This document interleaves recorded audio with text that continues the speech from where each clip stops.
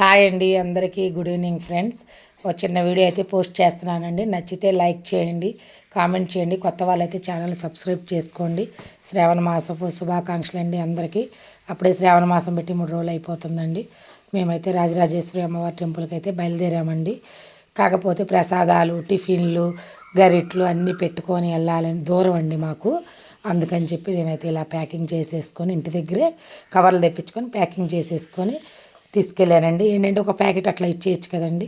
దగ్గర అయితే మేము అట్లాగే టిఫిను, గరిట్లు అన్నీ తీసుకెళ్తానండి. ఇంకా అట్లా చేసేసుకొని అన్నీ మొయ్యలేక దూరం కదండి, అందుకని ఇంక మేమైతే బయలుదేరామండి. కొంచెం దూరం మాకనమాట. ఒక 1 అవర్ ఉంటుంది అనుకుంటా, గంట ఉంటుంది కదమ్ములు. ఒక గంటలోపు ట్రాఫిక్ ఉంటే ఇంకొంచెం ఎక్కువసేపు పట్టిద్దండి. ఇంకా ఎలాగైనా ముందు బయట మళ్ళీ రష్గా ఉంది బాగా టెంపుల్. ఇంకా అందరికైతే అట్లా పనిచేశానండి. ఏదో మన చేతులతో మనం చేసుకున్న ప్రసాదము, అట్లాగే మంచినీళ్ళు అట్లాగైతే ఇచ్చానండి. ఒక వాటర్ ప్యాకెట్ ప్రసాదంతో పాటు ఇద్దామని అప్పటికప్పుడు అనుకొని తీసుకున్నానండి. ఇంక ఈ ప్రసాదాలు విడిగా పెట్టేటప్పుడు ఎందుకని అట్లా ఒక వాటర్ ప్యాకెట్ కూడా ఇచ్చేసానండి.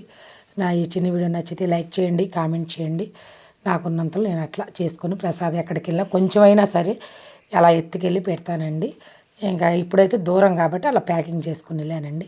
ఇంక ఇక్కడ అందరికి ఇచ్చేసిన తర్వాత చక్కగా తీసుకెళ్ళిన వరకు సరిపోయినాయి. అందరికి ఇచ్చేసాను కూడా, ఎవరికి లేదు అనకుండా సరిపోయింది. ఇంకా జనం అండి అట్లా ఇట్లా జనం కాదనమాట, ఫుల్ రష్గా ఉందన్నమాట. ఇసుక వేస్తే రాలనంత జనం ఉన్నారండి. అన్ని వ్రతాలు చేపిస్తున్నారు. ఈరోజైతే ప్రత్యేకంగా లక్ష కుంకుమార్చనండి.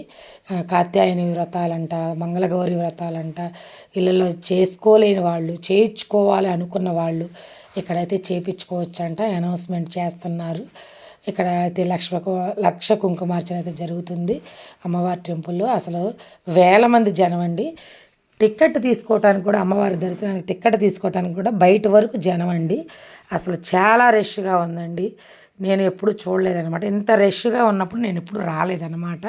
ఇంకా అనుకోకుండా అమ్మవారి పిలుపు వచ్చింది, వెళ్ళాలనుకున్నాము, బయలుదేరాము. చక్కగా దీపాలు పెట్టుకున్నాము, దర్శనాలు చేసుకున్నాము.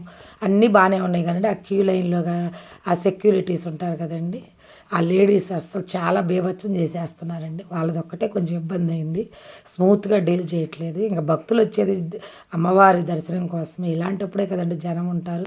వాళ్ళకి అసలు ఏదో అంటారు కదండి, దేవుడు వరం ఇచ్చిన పూజారి వరం ఇవ్వరని. అంటే ఇది నాది కాదండి, సాంప్రదాయంగా పెద్దవాళ్ళ దగ్గర నుంచి వస్తున్న డైలాగ్ అది. ఏంటంటే శాస్త్రాలు ఏదో పొడుపు కథలని శాస్త్రాలను వదులుతారు కదా సామెతల్లాగా, అట్లాగా దేవుడు వరం ఇచ్చిన పూజారి వరం ఇవ్వరు అని మా అమ్మమ్మ వాళ్ళు, మా నాయనమ్మ వాళ్ళు చెప్తే నేను విన్నాను కాబట్టి అంటున్నానండి. అట్లాగా అక్కడ పెద్ద పెద్దవాళ్ళు ఏమనట్లేదు, ఎవరు ఏం చేయట్లేదు. కానీ ఎలాగైనా రష్ ఉంటుంది, నెట్టుకునే వాళ్ళు నెట్టుకుంటారు కాదనో.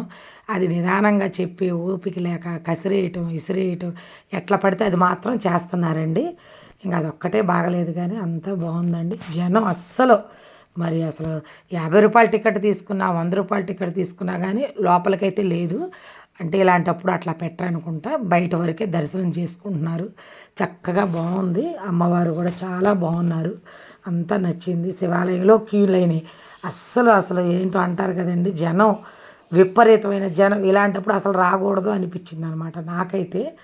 ఉండొచ్చు, కాకపోతే క్యూ లైన్లో చక్కగా వెళ్ళొచ్చు. అది కాదు, అరుపులు, కేకలు, రంకిలు, అది ఒక ఏమంటారు దాన్ని, దాన్ని ఏమంటారు కూడా అర్థం కావట్లేదు. అట్లా సీరియస్ ఫేసులు పెట్టేసి వాళ్ళు ఒకళ్ళు సెక్యూరిటీ లాగా ఉంటారు కదా, అక్కడ వీళ్ళని వాలంటీర్లు అంట, వాళ్ళందరూ అంటే పూజారులు గారు అరుస్తున్నారు మైకులు. అమ్మ వాలంటరీ ఏదో పేరు కూడా సునీతను ఏంటో అంటున్నారు, పలానా పేరు పెట్టి పిలిచి మీరు కొంచెం అక్కడ మెయింటైన్ చేయండి అమ్మా, జనం ఆగిపోయి ఉన్నారు, చాలామంది క్యూ లైన్లో ఆగిపోయి ఉన్నారు, కొంచెం చూడండి అని మైకుల్లో అరుస్తూ చెప్తున్నారనమాట. ఇంకా ఇలాంటప్పుడు కూడా మనం కూడా ఆలోచించి కొంతవరకు ఆగిపోవటం బెటర్ అని నేను కూడా అనుకుంటున్నా. ఇంకా అనుకోకుండా బయలుదేరాం కదా. నాకైతే ఇంతమంది జనం ఉంటారండి తెలియదండి, అస్సలు తెలియదు ఇంతమంది జనం ఉంటారనుకుంటే కనుక విడిగా మళ్ళీ ఒక రోజైనా శ్రావణ మాసంలో వెళ్ళేదాన్ని. కానీ అబ్బో భలే జనం అండి. అసలు రష్గా అంటే అక్కడికే వెళ్ళాలని కాదండి, అంటే ఒక్కొక్క అమ్మవారు కదండి, అందరూ ఎక్కడున్న అమ్మవార్లే. మా ఊర్లో కూడా అమ్మవార్లు ఉన్నారు. కానీ ముఖ్యమైన ప్రదేశము ఏదైనా ఒక ఇట్లా ముద్ర పడ్డప్పుడు ఫేమస్ గుళ్ళు అన్నప్పుడు అంటారు కదండి పెద్దవాళ్ళు. ఒక్కొక్క అమ్మవారికి ఒక్కొక్క ప్రత్యేకత ఉంటుంది. అట్లా వెళ్ళాలనుకొని వెళ్ళామండి. కానీ ఎంత కష్టమైనా తిరుమలలోకి ఎంత కష్టపడి వెళ్తాం. ఆ స్వామివారిని ఒక్క నిమిషం అట్లా నెట్టేస్తారు చూసారా, దర్శనం చేసుకొని మనం తృప్తి చెందుతాం. అట్లాగే అనుకున్నాము, చక్కగా వెళ్ళాము, దర్శనం చేసుకున్నాము. ఎంత కష్టమైనా ఇష్టంగా వెళ్ళాము. టికెట్లు తీసుకొని అమ్మవారి దర్శనానికి వెళ్ళాము. కానీ ఎవ్వరు ఏమి తీసుకెళ్ళినా అన్నీ అక్కడ టబ్బులో వేసేస్తున్నారండి. దయచేసి ఇలాంటి రష్ అప్పుడు చక్కగా ఆ పండ్లు ఎవరికన్నా అక్కడ ఉంటారు కదండి బయట, గుడి బయట, వాళ్ళకి ఇవ్వండి, కడుపు నిండా తింటారు. ఆవులకి పెట్టండి, లేదా దక్షిణ తాంబూలాలు అక్కడ హుండీలో వేసుకోండి. నేనైతే అన్నీ తీసుకెళ్ళి కూడా నాకు మనసు నచ్చదు కదండి. చాలా నేను ఒక 5 మూరల దాకా మల్లెపూలు బాగా ఎత్తుకెళ్ళానండి. ఆ సెక్యూరిటీ వాళ్ళు గసురుకుంటున్నా సరే అయినా పర్వాలేదమ్మా నువ్వు పంతులు గారికి ఇవ్వని ఇప్పించి అమ్మవారి మెడలో అయితే వేయించుకున్నానండి నేను. నాకు అక్కడ వరకు సంతోషము. టెంకాయలు అయితే మామూలు ఎక్కడైనా సరే ఇప్పుడు కొట్టేస్తారు, అవి కొట్టించుకున్నాము. తాంబూలం కూడా నేను అక్కడ బయట పడేయటం చూసి అక్కడ పెట్టకుండా పక్కన శివాలయంలో లోపల పెడుతున్నారు, అక్కడ స్వామివారికి ఇచ్చేసాను. అన్నీ లోపల పెట్టారు, పసుపు కుంకుమ అన్నీ పెట్టారు. ఎత్తుకెళ్ళి మనకేమి వేయకుండా లేరు, వేశారు. కానీ వాళ్ళు కూడా ప్రతి ఒక్కరు వేయాలంటే వేయలేరు ఇలాంటప్పుడు. కాకపోతే ఏంటంటే అలా వేస్ట్గా అలా కుప్పలు కుప్పలు టబ్బులో పారేసి మరి ఏం చేస్తారు నాకైతే తెలియదు. వాళ్ళు ఏమన్నా ఉపయోగిస్తారేమో మరి, ఎవరికైనా పేదవాళ్ళకి అలా బయట ఉండే వాళ్ళకి ఇస్తారు. పుణ్యమే అది కూడా. ఈ కడ్డీలని కర్పూరాలని ఇలాంటివి అసలు ఎత్తుకెళ్ళొద్దండి నాకు తెలిసినంత వరకు. లేదంటే వెనకాల జమ్మి చెట్టు ఉంది, ఉసిరి చెట్టు ఉంది, నాగశిలలు ఉన్నాయి, ఆంజనేయ స్వామి వారు ఉన్నారు, శివుడు విగ్రహాలు అడుగడుగునా ఉన్నాయి, అమ్మవారు విగ్రహాలు ఉన్నాయి, దక్షిణామూర్తి ఉన్నారు, అందరూ ఉన్నారు. అక్కడైనా శుభ్రంగా మీ చేతులతో మీరు వెలిగించుకోండి. ఏదైనా అమ్మవారి ప్రాంగణమే కదండి.